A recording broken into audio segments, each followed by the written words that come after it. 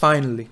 5 fucking Nelly. This has taken ages. My man out here, Elon fucking Musk, couldn't bring himself to tell us anything that could be productive or increase our performance like the day I hear it. And I'm not talking about motivation here. Frankly, I think all of us had enough of motivation quotes, you know? Actually, if you still need it, by all means, go ahead. I might just pop one up right here. To be honest, like today, it's not about motivation. It's about fucking action. And finally, I think Elon has finally just done it.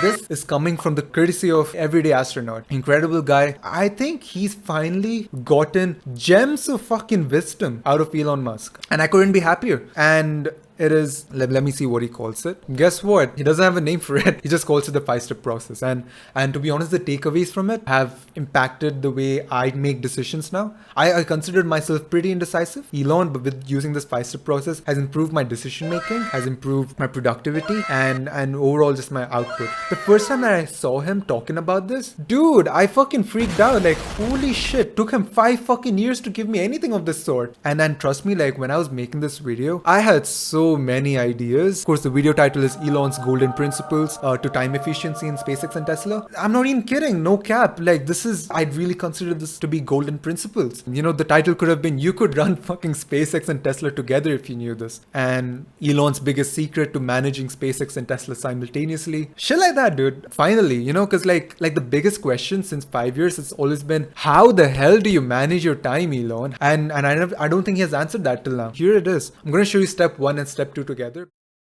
The sort of 5-step process. First, make your requirements less dumb. Your requirements are definitely dumb. It does not matter who gave them to you. It's particularly dangerous if a smart person gave you the requirements, because you might not question them enough. Yeah, you might take it as like gospel, like yes. I have to do this thing. Everyone's wrong, no matter who you are, everyone's wrong some of the time. Then try very hard to delete the part or process. This is actually very important. If you're not occasionally adding things back in, you are not deleting enough. Right. The bias tends to be very strongly towards let's add this part or process step in case we need it. But you can basically make in case arguments for so many things.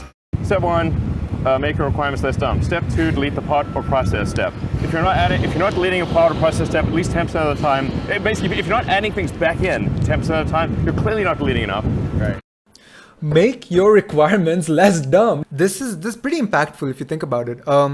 Make your requirements less dumb and delete the step or process that's not needed. Let's say you had to, your mom, she needed 1.5 kgs of fucking onions. And you would go there and you take a bag, put some onions in there, go to the weighing machine, and you would see it's 1.3 kgs. And you'd be like, all right, cool, I need a few more onions. Take a few more onions. And when you check the weight, it's 1.7 kgs. You keep doing that. And then at the end of the day, you've wasted fucking half an hour trying to fucking exactly match 1.5 kgs. That's a fucking dumb requirement that you have up there. You know what? I'll give another example that's more business oriented or work oriented. Let's say your fucking Hawaiian grandma wanted to start an online thrift store selling seashells. She sells seashells on the seashore.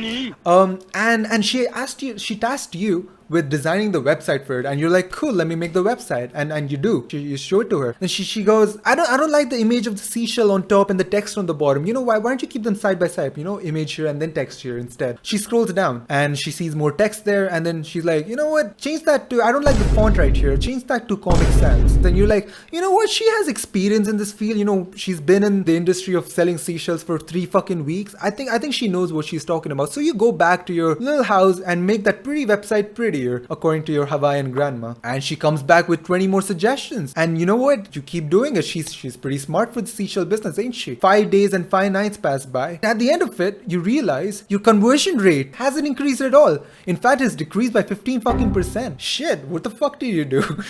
I'll tell you what you did right there. This is pretty similar to the 80-20 rule, by the way. 20% of your work gives 80% of the results. However, what you're doing right here was focusing on 80% of the work that gives you barely anything, 20% of the results. And all because your fucking Hawaiian grandma thought that you needed all those fucking changes in her website that wouldn't do shit, you know? It's not it. Like, and that's where you're supposed to cross the line, say, fuck you. Fuck you, grandma. I don't need those changes. You don't need to do that. Focus on the main things that improve your sales. Tell that to your Hawaiian grandma. No offense to any grandmas out there. And if you're Hawaiian watching this, no offense, dude. Let's go to step number 3. Only the third step is simplify or optimize. The third step, not the first step. The reason it's the third step is because it's very common. It's possibly the most common error of a smart engineer is to optimize a thing that should not exist. Right. Okay. Right. And you say, well, how do we get? Why would people do that? Well, everyone's been trained in high school and college that you got to answer the question. Convergent logic. Yep. So you can't tell the professor your question is dumb, that you'll get a bad grade. You have to answer the question. Yep. Let me show you. I've written some notes on this, so you could take a look at it as well, which is right here. So wait a second. Let me try fix this right here. Okay. Interesting. Yeah, 5-step process.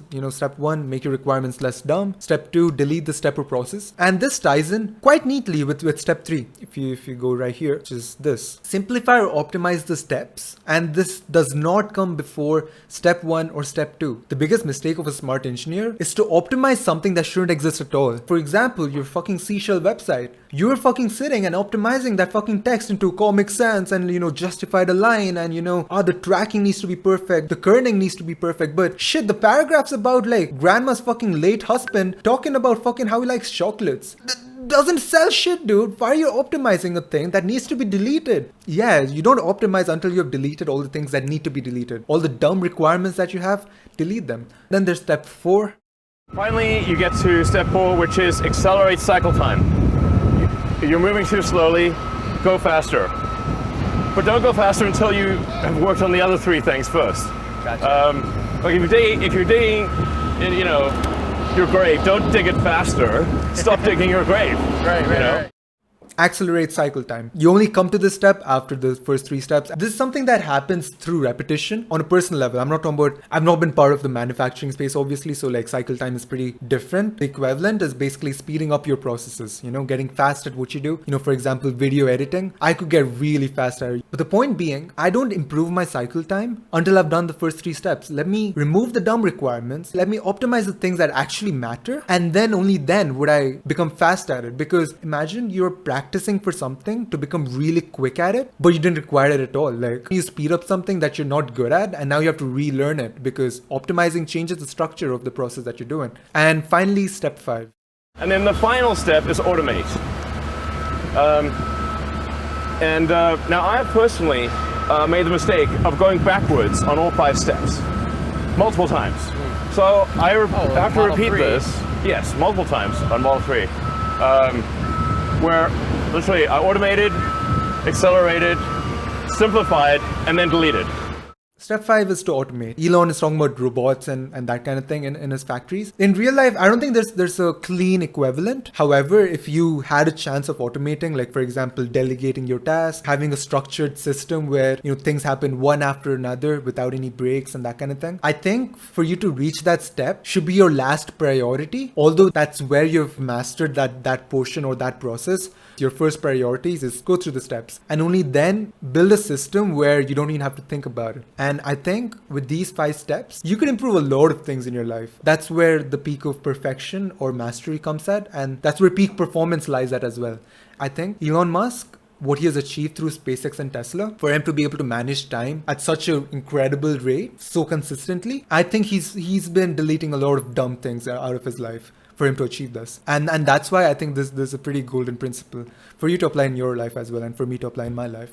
Thanks to Everyday Astronaut, thanks to Elon Musk, and that's been the golden principles, and I'll see you in another video. Goodbye, take care.